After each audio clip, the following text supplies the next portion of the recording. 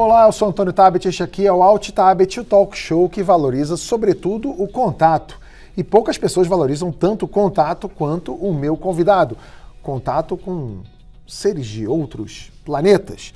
O meu convidado é um cara que há décadas investiga esses OVNIs. Ele é referência na ufologia no Brasil, pesquisador do tema desde 1981 e fundou e preside o GUG, que é o Grupo Ufólogo do Guarujá, e mantém no canal, mantém no YouTube, um canal com o próprio nome, com mais de 200 mil inscritos. Edson Boaventura Júnior, muito bem-vindo. Eu bem? Que agradeço aí pela oportunidade. Ô Edson, deixa eu te perguntar uma coisa. Eu posso te definir como ufólogo? O que a pessoa... Você tem que se formar em quê para ser ufólogo? Então, a ufologia, né, ela é uma paraciência. Ela não é uma ciência, ela depende de outras ciências para ser melhor compreendida. Então, por ser paraciência, ela não tem um curso assim em faculdade, né? Você não se forma ufólogo. Agora, existem certas matérias em cursos, por exemplo, de astronomia, que citam essa temática, né, da ufologia. Agora, no Brasil, nós somos pioneiros em ter o código do ufólogo no Ministério do Emprego e Trabalho, no MET. Né? Isso, dia 10 de maio de 2024, foi sancionado lá pelo Ministério do Trabalho esse código. Então, hoje, o ufólogo é reconhecido no Brasil como profissão. Embora eu acredito que não vai durar muito tempo, né, esse tipo de coisa, porque a qualquer momento aí a gente deve ter a notícia de que vida extraterrestre exista. E aí o ufólogo, como nós conhecemos, que é aquele pesquisador que investiga esses casos, que faz um certo embate com os governos e militares por conta do acobertamento, então esse ufólogo que nós conhecemos, eu acredito que ele deva desaparecer assim que for proclamado para o mundo que vida extraterrestre exista de alguma forma. Né? E aí a gente talvez tenha uma mudança na nomenclatura de ufólogo para exopolítico, né? Que seria, de repente, aquela pessoa que vai definir alguns normativos, algumas normas, quando esses seres estiverem por aqui perambulando. Você falou agora, eu acho que a qualquer momento isso vai mudar. Você tem alguma previsão? Você tem algum sinal? Porque... desculpa, Edson, eu tô com 51 anos, eu ouço falar em disco voador e desde que eu sou criança. Ah, mas vai aparecer... Ah, porque antigamente achava-se que eram as câmeras que eram ruins, hoje todo mundo tem uma câmera no bolso, né? Por que você tem essa perspectiva tão próxima de algo que vai acontecer? Porque se a gente perceber nos últimos anos o que está acontecendo no mundo, né? Fazendo uma leitura de contexto, a gente percebe que estão ocorrendo as denúncias no Congresso Nacional norte-americano, né, aquela denúncia do David Grush, né, do Capitão Galadé, por exemplo, do Luiz Elizondo, essa turma que está denunciando que o governo norte-americano possui pedaços de naves inteiras e corpos não humanos. Eles não falam extraterrestre e nada disso. Além disso, existe um movimento interessante que o diretor da NASA, por exemplo, o Bill Nelson, em 2023, ele fez 2 audiências públicas falando a respeito disso e trazendo à tona que o assunto ufologia deve ser moralizado. E para essa moralização, foi feita uma mudança na nomenclatura do OVNI, né? Como OVNI é objeto voador não identificado, ou UFO, né? E hoje está se chamando de UAP, que seria fenômeno anômalo não identificado, que é uma terminologia que abrange, além dos discos voadores, né, do passado, abrange, por exemplo, drones espiões de outros países, fenômenos atmosféricos, astronômicos ainda não detectados ou não conhecidos pela ciência clássica. Então, vendo isso que está acontecendo no mundo, a gente percebe que a qualquer momento isso esse reconhecimento vai ocorrer. A minha opinião é que até 2028 a gente tenha isso, embora no segundo semestre de 2025, talvez nós tenhamos já alguma liberação por parte dos americanos, porque foi um pedido do presidente Trump para a deputada Luna, que ela capitaneasse aí um estudo, né, para ver o que dava para liberar, porque é um pedido já de transparência do cidadão norte-americano. E aí isso vai resvalar para todo o mundo. Só para concluir esse raciocínio, a gente teve agora, recentemente, essa semana, a notícia de que a astrônoma Beatriz Villarroel, ela descobriu, fez um estudo, né, tem um paper científico já na jogada aí, que ela descobriu objetos voadores não identificados antes da era espacial, antes de ser lançado o primeiro Sputnik. E aí são mais de 600 objetos que foram catalogados pelo Observatório de Palomar. E aí o que acontece? Foi feito esse paper, agora está se esperando mais 2 pares científicos que confirmem essa informação e aí vai entrar para a história. Por que demorou tanto para sair esse paper? Aí eu vou te falar, é uma boa pergunta essa, por conta da ganância tecnológica em cima desses objetos voadores não identificados. O governo dos Estados Unidos, os militares, eles sempre quiseram ter e deter essa tecnologia, porque quem tem a tecnologia dos discos voadores vai estar na frente de outros países, principalmente os rivais, né? A China, a Rússia. Então os americanos, eles estão já desde a década de 40, graças ao caso Roswell, né, que foi aquela queda com resgate de corpos e tudo mais, ele tem feito engenharia reversa com esse tipo de tecnologia que foi sendo resgatada, né, durante o tempo. Eu tenho muitas perguntas em relação a isso, mas eu vou começar do começo. Uhum. Primeiro eu quero saber por que o seu grupo de ufologia é lá do Guarujá. Por que o Guarujá? Guarujá é tipo um point? Os ETs chegam lá, pô, Guarujá. Olha, o litoral do mundo todo é o local onde você tem maior incidência ufológica, principalmente no que diz respeito ao objeto entrando e saindo de dentro do mar. Que susto que você me deu agora. Porque eu moro em Copacabana, né?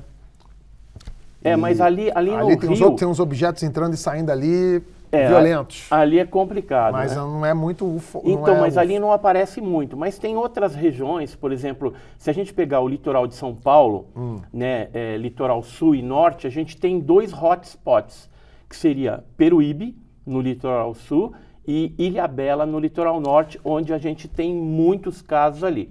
Por quê?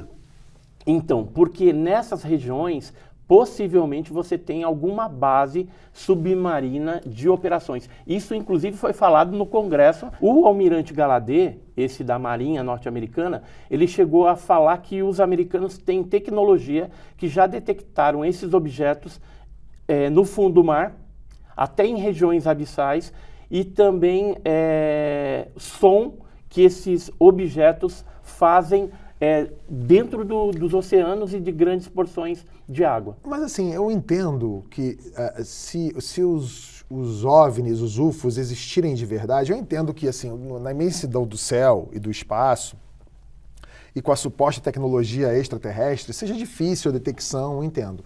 Mas uma vez que haveria uma base submarina, por que nós mesmos não conseguimos encontrar essa base submarina? A gente consegue chegar no pré-sal, por que não acha? Então, mas tem áreas que estão bem abaixo que a gente não tem tecnologia para acessar, né? São áreas bem profundas em que nem a tecnologia que nós temos hoje, né, um batiscafo lá, um submarino, ele não consegue chegar nesses locais, né? Então, admite-se, né, que possa haver uma base de operações. Isso explicaria a incidência desses objetos já há muitos anos aqui no planeta Terra, sendo registrado inclusive em pinturas rupestres, em petroglifos, né? Registros também em civilizações antigas, né? Registros religiosos, que inclusive o Vaticano detém muita coisa interessante a respeito de OVNIs, né? Só vou voltar um pouquinho naquele gancho lá do GUG, né? Grupo Ufológico do Guarujá. Por que lá? Porque lá foi onde eu cresci.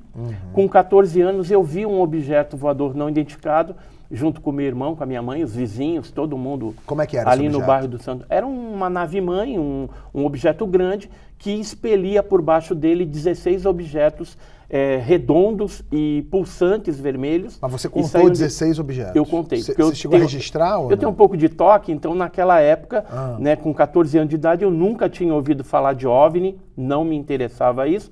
E eu estava assistindo Silvio Santos, com meu irmão mais novo, tinha 14 anos, e aí minha mãe falou, vou recolher umas roupas no varal. Sim. E ao chegar lá, ela deu um grito, a gente pensou que era um bicho que estava atacando ela, alguma coisa assim, e aí a gente correu para acudir a minha mãe. Só que ao chegar na porta de casa, ao olhar para cima, a gente vê aquela estrutura enorme, alaranjada, e soltando esses objetos. E aí eu passei a contar. Vamos lá. Até que ele sumiu sobre Santos. Né? Esse objeto que você falou que parecia uma nave-mãe, você tem ideia do tamanho dele? Olha, na época eu imaginava do tamanho de uns 2 ônibus, aproximadamente. Já os objetos menores, eles deviam ter o tamanho de, sei lá, metade de um carro de passeio normal. Entendi. Eram sondas, né? Hoje eu sei que seriam isso. O grande, quando ele chegou sobre Santos, ele teve uma hora que ele aumentou a intensidade do brilho, o tamanho, a gente não sabe, para 3 vezes mais. Depois ele voltou ao tamanho normal, fez o movimento de anzol descendente e subiu na vertical e desapareceu. Nesse momento, meu irmão mais novo já estava chorando, depois ele disse que... Então foi algo que a sua família inteira viu?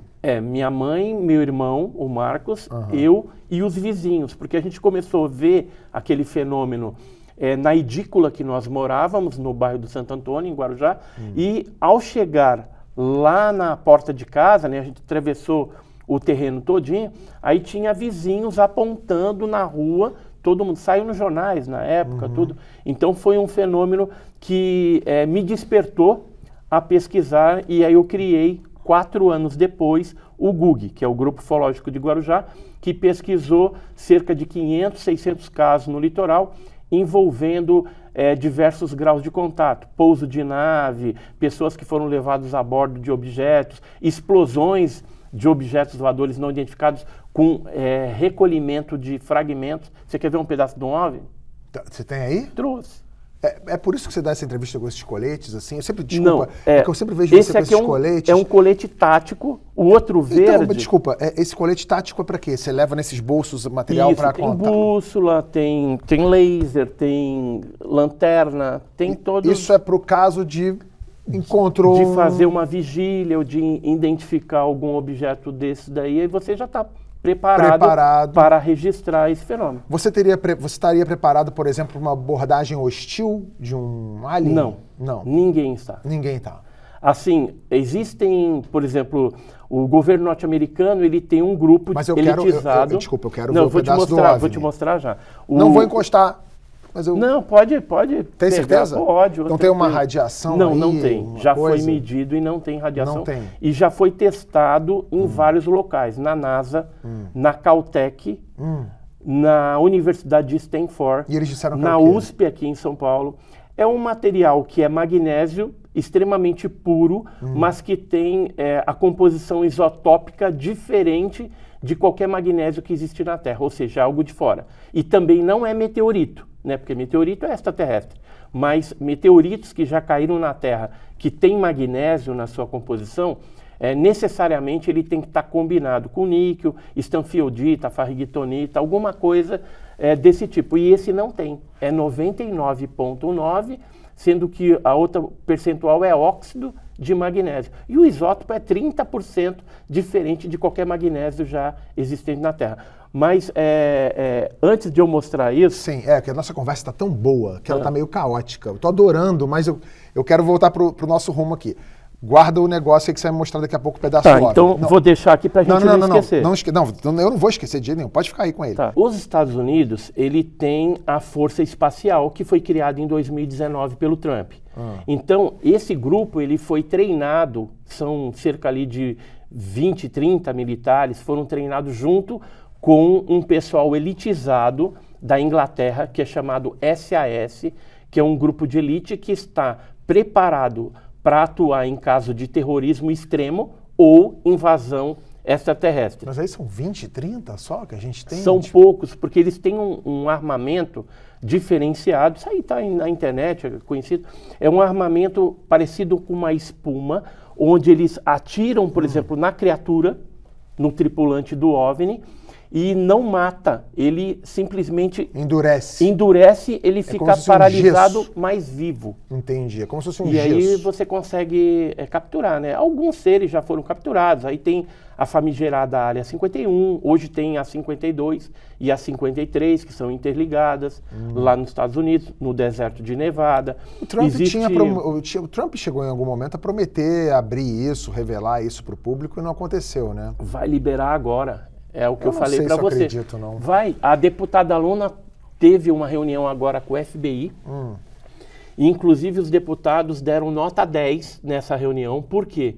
Porque eles não esperavam que o pessoal do FBI fosse liberar tanta coisa. E já liberaram para eles alguns vídeos inéditos desses objetos voadores não identificados, de coisas realmente anômalas.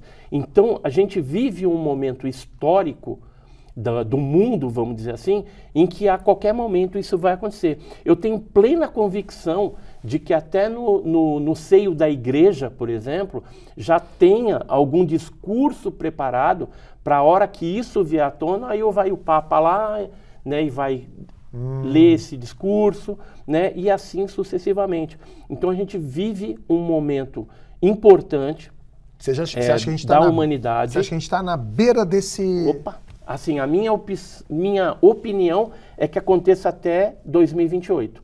Mas tem uma cientista da NASA, que é a Ellen Stofan, ela falou que seria liberado em 2025, né, e pela NASA, talvez, falando ali que vida extraterrestre exista. Mas o que aconteceu? Aí veio todo aquele isolamento social, por causa daquele problema que nós tivemos, e ela então voltou a reaver esse prazo, falou assim, olha, não é 2025, até 2030. Desculpa, mas por que o prazo mudou baseado na nossa pandemia? O que aconteceu? Porque era já provavelmente uma agenda que eles tinham, uma cronologia de liberação, teria que acontecer certas coisas até que isso culminasse com essa revelação.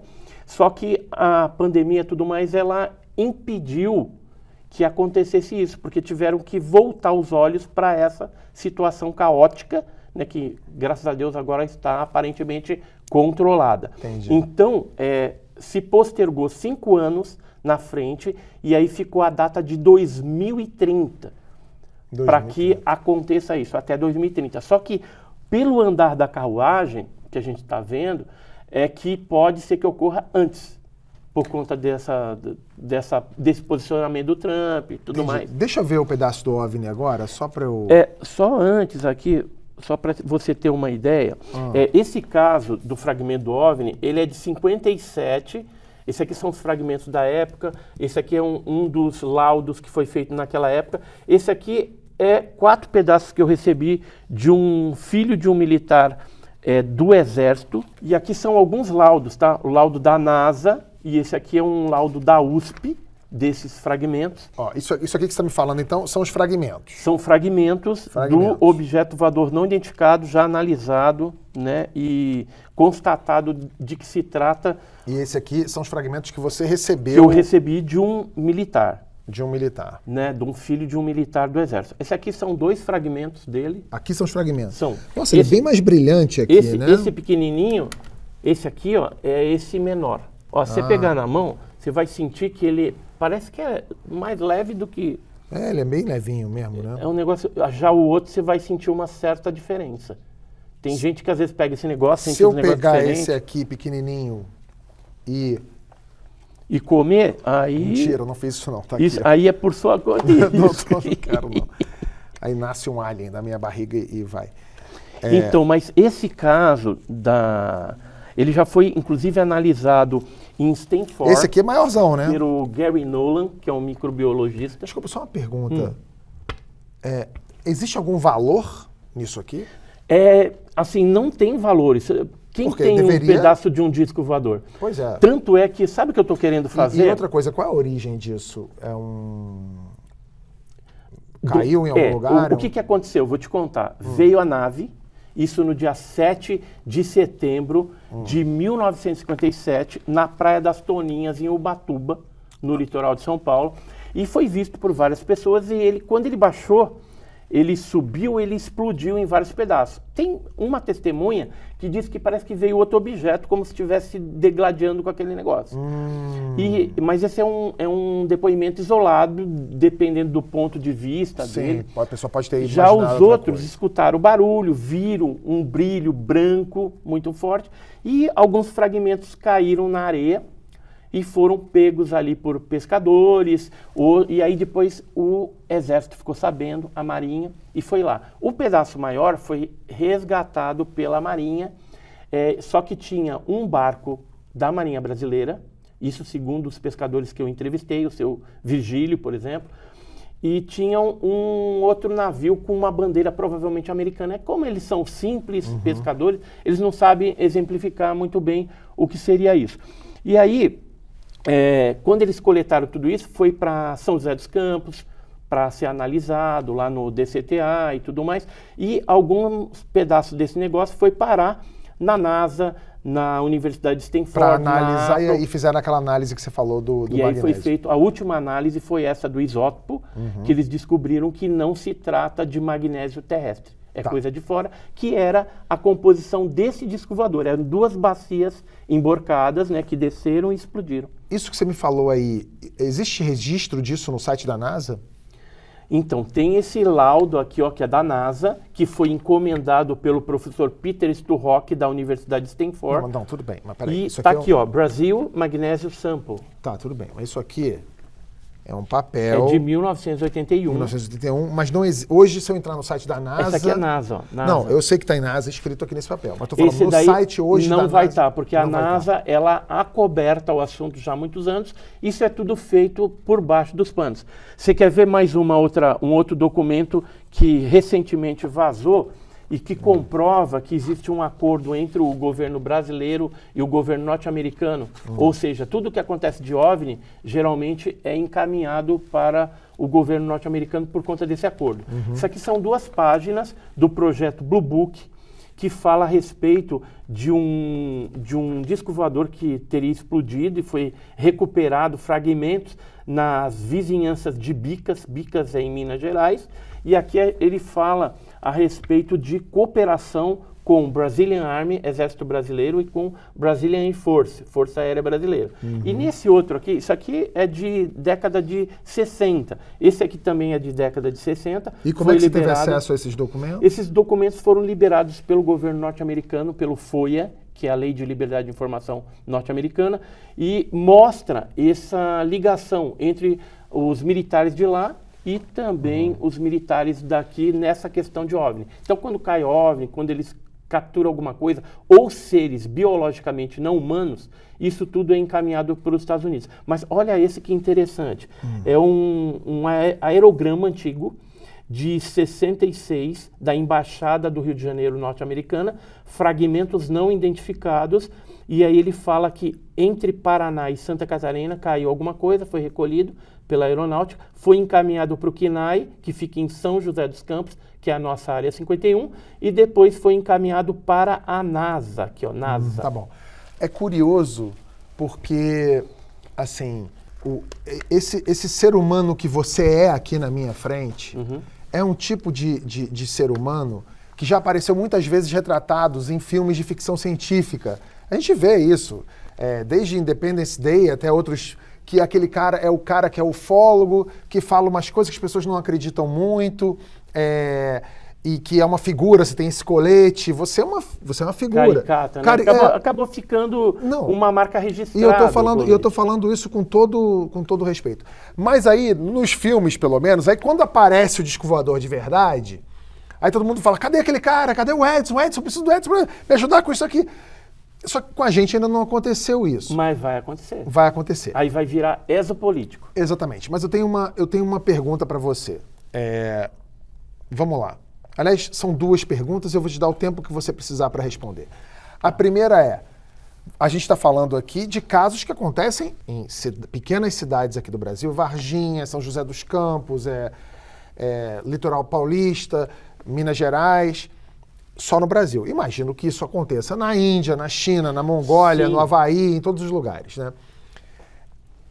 E a gente vive num país, num planeta plural, que há todo tipo de governo. Tem o governo da Rússia, que é bastante diferente do Trump, que é diferente da Coreia do Norte, e por aí vai. Sim. Por que nenhum governo nunca falou abertamente sobre isso? Essa é a minha primeira pergunta. Que ordem mundial é essa? Que conspiração mundial é essa que proíbe de tocar nesse assunto? Essa é a minha primeira pergunta. E a segunda, que você pode até responder junto, é... Por que esses objetos voadores não identificados só aparecem em Varginha, em São Tomé das Letras e sei lá onde, e ninguém desceu no Times Square em Nova York, ou aqui na Avenida Paulista, ou no Cristo Redentor, ou na Torre Eiffel? Por que esses caras não...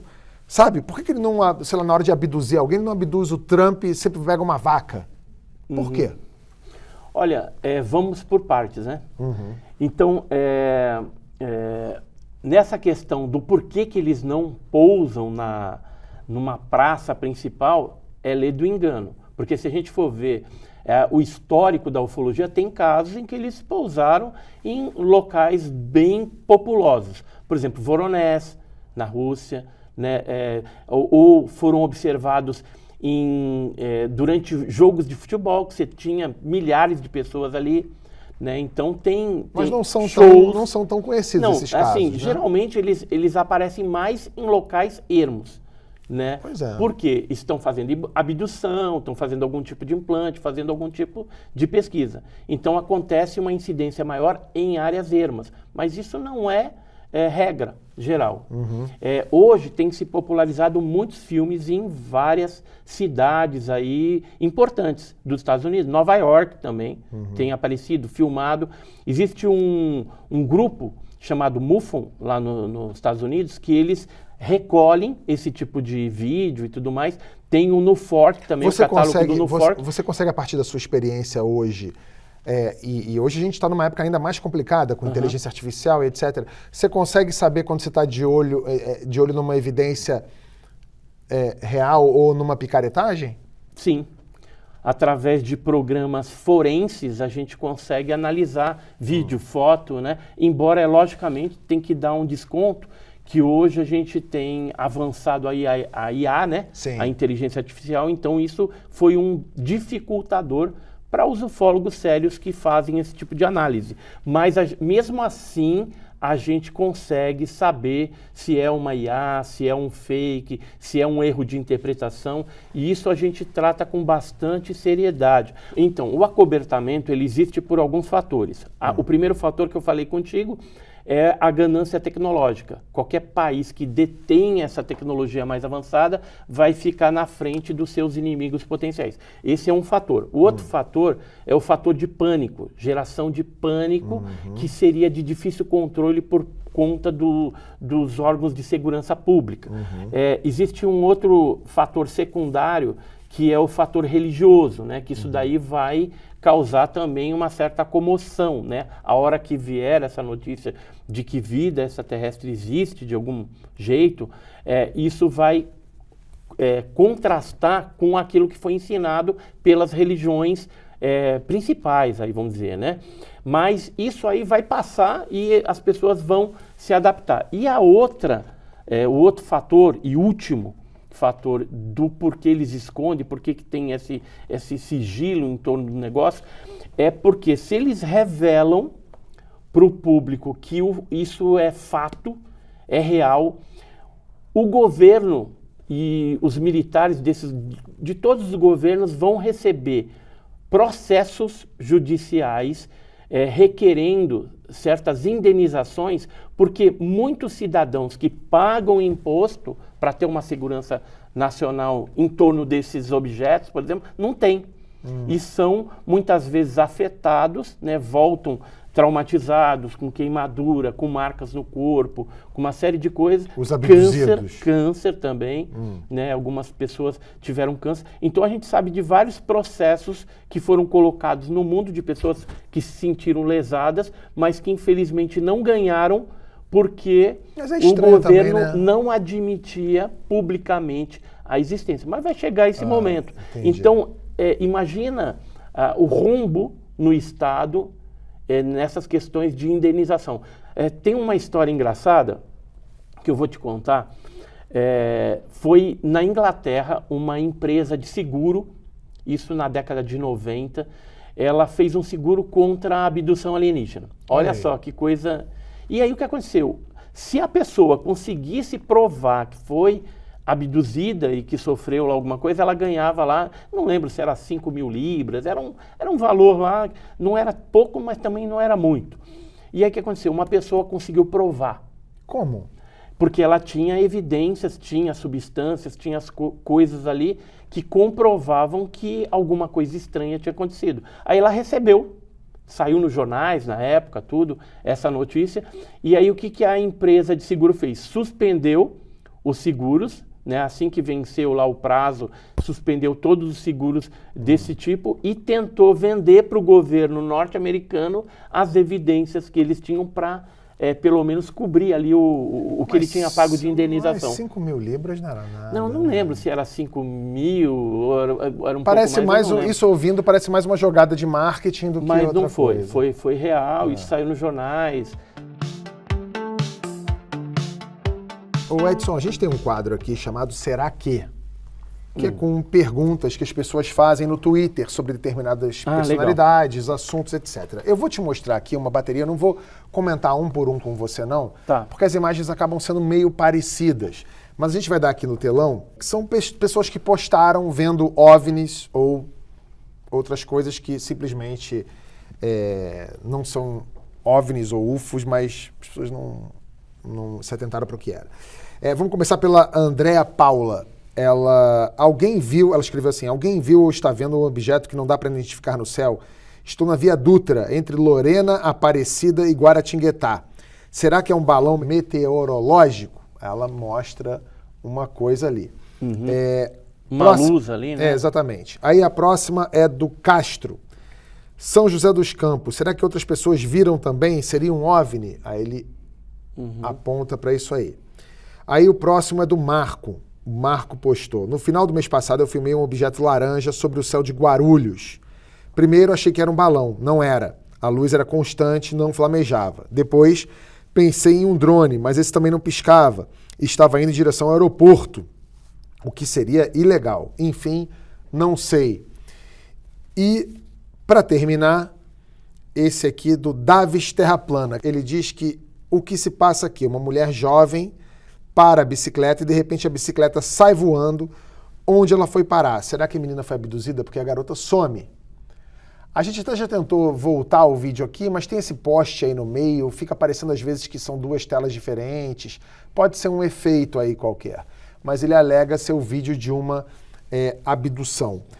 Só de olhar para esses vídeos aqui, Edson, você consegue entender, você que tem uma experiência vasta nesse assunto, você consegue ver e falar assim, isso aqui pode ser, isso aqui não é, isso aqui é balão meteorológico, isso aqui é drone, isso aqui não é nada, ou isso aqui é montagem, isso é bobagem, etc. Olha, tem muito erro de interpretação, que as pessoas veem certas coisas, não estão acostumadas, confundem balão, drones, né, fenômenos atmosféricos, né, astronômicos também. Algum tempo atrás teve até aquele lixo espacial caindo, aí foi uma enxurrada de vídeos de pessoas, estou filmando aqui um OVNI. E, não, na verdade, se tratavam de coisas convencionais. Tipo um pedaço de satélite. Ali, por exemplo, a gente vê coisas que poderiam ser balão, né, ou um OVNI. Né, mas para saber... Teria que estudar mais. Teria que ter o vídeo original para ver se não tem nenhuma trucagem ali por trás, uma IA, por exemplo, porque aí você vai no log do vídeo, né, no EXIF ali da foto, por exemplo, e aí você vai identificar se trata de alguma coisa manipulada ou não. Né? Então, isso já é o primeiro passo para você saber do que se trata ali. Mas todos esses daí, eles não são tão claros para você falar assim, é uma nave alienígena, é um OVNI. Agora, você vê um negócio assim, por exemplo, já é diferente, né? Isso aqui durante é o a quê? noite. É um objeto voador não identificado, né, que tem as luzes, é o disco voador dentro de um campo ionizado. Então você já vê que se trata realmente de alguma coisa diferente, né? Por Aqui exemplo, tá ao contrário, aqui é assim. por exemplo, aqui são fotogramas, são frames de um vídeo que foi feito em março de 2024 sobre Nova York, um objeto charotoide diferente que não tinha uma propulsão aparente, mas estava voando, né? Aqui mais algumas fotos discoides, né? Então são Isso aqui é são de formatos... 2024? Isso. Esse aqui, por exemplo, já é mais antigo, década de 90 tal. Aí você vê o disco voador. São todos muito parecidos, né? Esse aqui Isso. parece com esse, inclusive, né? É a mesma nave. Esse O cara aqui tá fui dando a eu que volta. fotografei em São Bernardo. Esse aqui? Fotografei em São Bernardo, voltando do meu almoço. E é esse objeto aqui em cima, e ali ele Bem está ampliado, pequenininho, ele está ampliado. Isso aí a aeronáutica pediu para mim, inclusive para mandar a foto original, mandar um relatório para lá, porque eles se interessam por coisas anômalas. E eu entrei em contato com o aeroporto de Congonhas e de Guarulhos para saber se tinha alguma aeronave naquele horário, né? E não tinha nada que justificasse esse aparato discoide. Esse negócio preto que você está vendo aqui, na verdade, é o reflexo do Parque Lazuri, ali em São Bernardo, no Jardim do Mar, meio que espelhado, estava... né? Isso, era uma parte toda aluminizada. Eu tirei essa foto com um iPhone 5S. Ele passou por análise, essa foto, por 10 técnicos diferentes, 3 nos Estados Unidos, 1 em Portugal, 1 no Chile, aliás, 1 no Chile e 5 no Brasil que autenticaram essa foto, né? Então, coisas anômalas, elas acontecem. Agora, você tem que ver ali qual o movimento que está fazendo, se tem propulsão aparente ou não. De preferência, fazer o registro com algum equipamento científico também, uma câmera termal, por exemplo, infravermelha, até para ver se identifica alguma coisa diferente desses objetos. Partindo, vamos lá, vamos supor que isso aqui tudo seja real. Aí, amanhã, 2030, pousou a nave aqui na Paulista, desceu o alien ali. O que a gente deveria fazer nesse momento? Você já pensou qual seria essa etiqueta diplomática extraterrestre? Como é que a gente chega para... Olha... A gente toca a musiquinha do Spielberg, o que a gente faz? Considerando que muitas vezes esse fenômeno ele é agressivo, né? Deixa marcas nas testemunhas, queimaduras. Você está falando de abdução, câncer, né? Abdução. Não, quando, por exemplo, às vezes você pode ver um pouso, chegar próximo ali e ter formigamento nos pés ou ficar contaminado. Então, qual que é o procedimento? De cautela. Cautela. De cautela. Teve um caso, por exemplo, de um objeto que caiu numa lagoa, que é esse caso aqui, ó. Ele caiu numa lagoa em Morrinhos, e o filho do fazendeiro foi nadar lá e morreu. Tá? Por quê? Porque tinha algum tipo de radiação. Tá aqui, ó. Morrinhos, objeto voador, deixa a represa envenenada. Tal. Mas, então o negócio é cautela. É esperar cautela, eles falarem cautela. primeiro, então. Sim. Cautela. Se um alien chega aqui para você hoje em São Paulo e fala assim, leve-me ao seu líder, você leva para quem? Para quem que eu levaria? Para os ufólogos, para a segurança pública, para os militares, para o governo, não. Lula e Trump, não? Não. Melhor não. Não. Vamos levar para alguém... Não, levaria para algum ufólogo e imprensa junto. Por quê? Porque como tem um acobertamento, se isso cair na mão dos militares, eles vão continuar acobertando. Entendi. Agora, estando na mão do ufólogo, o ufólogo tem esse intuito de divulgar a verdade sobre esse assunto, de trazer à tona a realidade. E a imprensa vai ser o canal para colocar isso no ar, entendeu? Tá. De forma maciça. Existe um paradoxo aí, não tem um pouquinho, assim, que é assim, os aliens, eles são raças muito evoluídas, são perigosos, eles tem um armamento e um aparato muito mais tecnológico que o nosso. Ao mesmo tempo, se os militares pegam, trancam esse cara lá em São José dos Campos e ninguém sabe deles mais. Não é estranho essa... Não, porque é o seguinte, apesar deles terem uma tecnologia mais avançada, teoricamente, e até na prática, em alguns momentos assim em que teve esse tipo de embate, o poderio desses objetos era maior do que a nossa força militar, a gente tem a questão de que algumas naves são operadas, vamos dizer assim, por partes mecânicas. E essa parte mecânica, em algum momento, ela pode dar ruim, ela pode dar problema. Ela pode sobressair. Entendeu? Então, desgastou ali alguma coisa, estragou, vai dar problema. Então, esse negócio de que eles são evoluídos, não. Pode dar ruim em algum momento eles serem capturados. Eu falo tanto disso. A nave Eu falo e os seres também, tá? Mas então, eu falo de captura. O cara tá lá no disco voador dele, na nave mãe dele, e fala assim, tô inventando o nome do ET aqui, ô Zorion, desce lá, pega aquela vaca ali em Varginha, vamos fazer uma abdução aqui. Aí o Zorion desce, por acaso desceu, fazendeiro, sei lá, Zorion desceu errado, a sonda dele caiu, ele tropeçou, bateu a cabeça numa pedra, Zorion ficou lá. Aí pegaram ele e levaram ele para a Área 51. O amigo do Zorion lá, o Zora, que falou, porra, não vamos buscar lá o Zorion, vamos deixar ele lá? Ninguém vai atrás dele. Não, então, depende. Se for, por exemplo, um robô biológico que cumpriu uma determinação que nem Varginha, aí é descartável. Varginha provavelmente foi o cachorrinho do ET ali. Olha. Então, aí eles não resgataram alguns, mas alguns deram azar e foram pegos. Né? Agora, o que tem acontecido muito na atualidade? Os contatos, eles estão deixando de ser físicos para serem um contato com alguma coisa mais energética ou parecido, por eu não ter um nome mais apropriado para isso, mais parecido com holograma. Então o ser fica na nave, confortavelmente, aí projeta alguma coisa lá. Por quê? Porque durante os anos em que foi acontecendo esse contato, houveram alguns contatos agressivos da parte do ser humano para eles. Então tem o caso, por exemplo, de Crixás, em Goiás, em que o fazendeiro deu um tiro na cabeça do ET, o ET caiu mortinho ali. Aí que resista, né? Teve um outro caso que eu fiquei sabendo, dentro do seio militar, que eles pegaram uma submetralhadora, a cabeça do ET caiu para um lado, o corpo para o outro. Aí os outros seres pegaram o corpo, saíram arrastando para dentro da nave, a cabeça ficou. A cabeça foi analisada no Instituto de Criminalística aqui de São Paulo. Só que procura documento, vê se tem alguma coisa. Não vai achar nada, porque tudo isso foi confiscado e existe esse esquema de sigilo que faz com que a gente não tenha acesso a esse tipo de material, né? Seja das naves, seja dos seres biológicos. Por que você acha que o governo brasileiro ou o governo americano nunca silenciaram você? Porque nós temos amigos dentro do seio militar. Nós não criticamos os militares porque entendemos e sabemos que eles estão apenas cumprindo ordens e obedecendo certos normativos de sigilo. Então, eles estão cumprindo a ordem.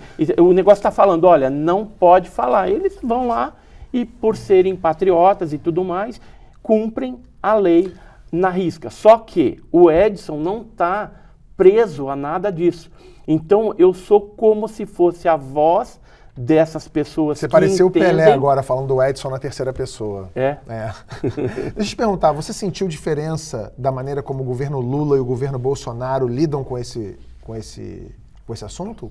Olha, os governos brasileiros, eles nunca deram atenção. Você não sentiu mais abertura com os militares para pesquisar isso de nada? Tá. Não. Vem cá, o Edson, a gente está chegando aqui ao nosso final. Eu quero só fazer uma pergunta para você. O que você acha dessas teorias que falam de OVNIs na história da humanidade, de influência de alienígenas, por exemplo, na construção das pirâmides, dos astecas, dos maias, etc. Porque eu não sei o que você pensa sobre isso, mas para mim eu sempre vejo um cheirinho de racismo nessa história, porque não pode um povo africano ou um povo latino fazer alguma coisa surpreendente que atribuem isso aos alienígenas. Mas ninguém fala, por exemplo, que a Revolução Industrial, olha, não tinha um alien ali Manchester que ajudou, sei lá o que, não tem. Só para maias, astecas, egípcios, etc. Você acredita nisso ou é balela? Eu acredito que os deuses astronautas, eles estiveram aqui sim. E existem evidências, né? Registros, por exemplo, aqui vamos falar de seres, seres usando capacetes, no México, em petroglifos, né? Seres na Índia, por exemplo, aqui, ó, usando um... Olha lá, tá vendo? Não tem nenhum desses na Escócia. É só México, Egito... Índia, Guatemala, Austrália, Brasil, aí, ó. África... Tá vendo? Né? Não tem um na Irlanda, né? Não tem um... Não, tem Estados Unidos, né? Em Utah, nos Estados Unidos. Na Austrália, em Perth, tem esses daqui que eles chamam de Vondina, que seria a deusa da Via Láctea, e que lembra muito um Grey, né? Que 80% dos casos é esse tipo que aparece. Então você vê que a Vondina, que é a deusa da Via Láctea, ela lembra bastante esse ser que tem aparecido aí ao longo da nossa história, né? É um cabeçudo. Normalmente é cabeçudo, olho vermelho e meio perdido. É tipo Gregório. Não, mas tem olho preto, né? O olho preto é mais comum. O vermelho... É o de Varginha. É de Varginha, ele corresponde a 5%, e aí seria o tipo gama, né? O tipo... Esse tipo cinzento com olho preto é o tipo alfa, que seria 80% dos casos. E o beta é parecido com o ser humano. Só mostrando aqui mais alguma coisa, eu escrevi esse livro, são casos sobre seres que foram avistados antes da era moderna dos discos voadores, antes de 1947. Só casos brasileiros. Então tem bibliografia de jornais, né, que reportam aqui certos casos, né, que ocorreram em 1925, uma mulherzinha com capacete reluzente na cabeça e tal. Mas o que eu quero falar aqui é a respeito de contatos com os indígenas brasileiros, né? Então, os caiapós, uma tribo no Mato Grosso, que chegou a comer 6 alienígenas. Comeram? Porque eles eram canibais. Ó, tribo selvagem devorou os aliens. Isso foi publicado, inclusive, num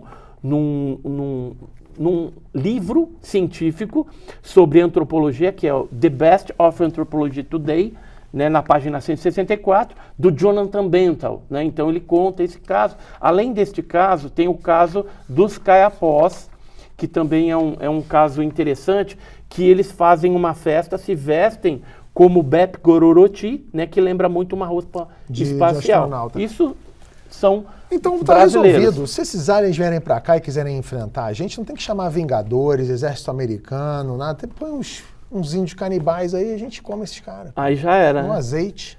Ô Edson, pra terminar e rapidinho, que a gente já estourou todo o tempo aqui, porque o papo foi ótimo e era assunto pra 2, 3 programas. Me conta uma coisa que você nunca contou pra ninguém. Uma coisa que eu nunca contei pra ninguém?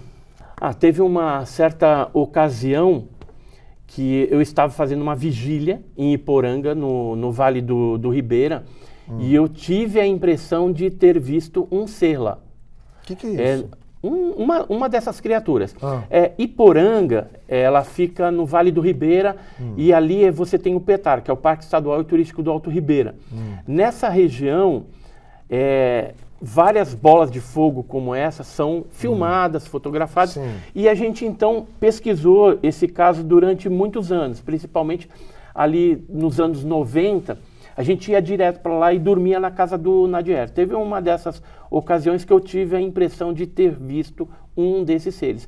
Assim, como a gente pesquisa esse tipo de coisa e não quer ser chamado também de louco, então eu não comentei isso nada, guardei para mim como uma experiência pessoal. Uma outra coisa que eu já contei para poucas pessoas, tá? Mas em podcast eu nunca contei, foi aqui em São Paulo, um ser que eu tive a oportunidade de ver, um ser bem alto, magro, passando na janela da minha cozinha. Isso aqui em São Paulo, né? Mas, desculpa, algumas poucas pessoas sabem dessa história. Mas qual o problema? Desculpa, por que não podia passar um homem, um cara alto na janela da tua cozinha? Olha, Você mora em casa, apartamento? porque eu nunca tinha visto esses seres na minha casa e eu jamais imaginaria. Mas era você viu que um alien, era vi tipo um magrinho, um ser magrinho e alto, né? E ele passou da direita para a esquerda. Na janela. Desculpa, você mora em casa ou apartamento? Moro em casa. Em casa. Agora, o mais surreal dessa história é que um militar que foi abduzido também e que tem um implante nele, ele, assim que eu saí de lá, porque eu pensei que era roupa mexendo no varal.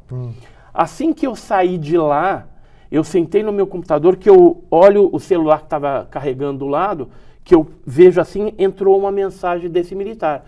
E o cara que tinha sido abduzido, que tem um implante, tem uma ligação com eles. Sim. E aí tinha uma mensagem assim: eu sei que você é corajoso e que você viu um negócio aí agora. Aí eu pirei. Aí pirou. Aí eu pirei, porque... Você estava sozinho em casa? Não, estava com a minha esposa, aí a minha esposa estava tomando banho e eu fui pro quarto, então, eu desliguei tudo, deitei no quarto e fiquei lá. Quando ela chegou no quarto, ela falou assim: nossa, você tá branco, o que aconteceu? Eu falei: aconteceu um negócio surreal. Aí eu comecei a falar para ela o que tinha acontecido, e ela falou: foi a roupa no varal que mexeu, vamos ver as câmeras. E aí? Aí a gente foi ver as câmeras, e não tinha nada e a roupa não mexeu no varal. Caramba. E tempos depois, esse mesmo militar mandou um WhatsApp de novo, falando assim: na hora que você foi tomar água, a roupa não mexeu no varal.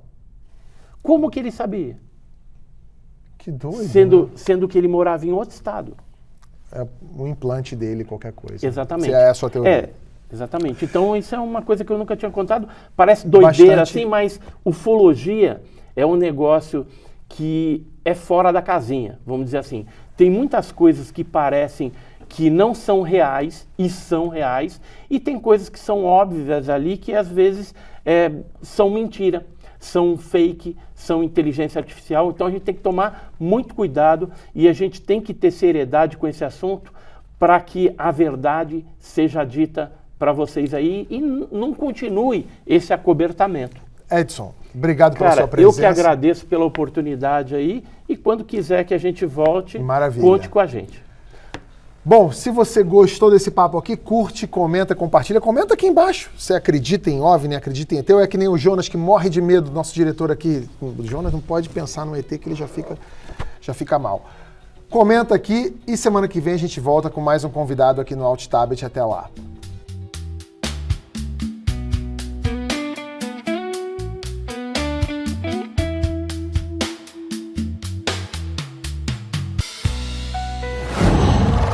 Qual?